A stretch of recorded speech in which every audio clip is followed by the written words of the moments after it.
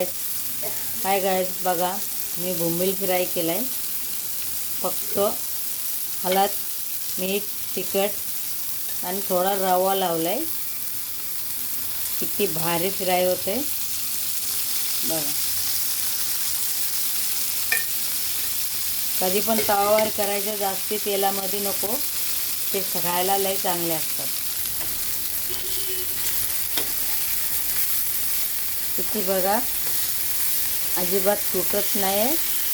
एक number fry झालेला आहे.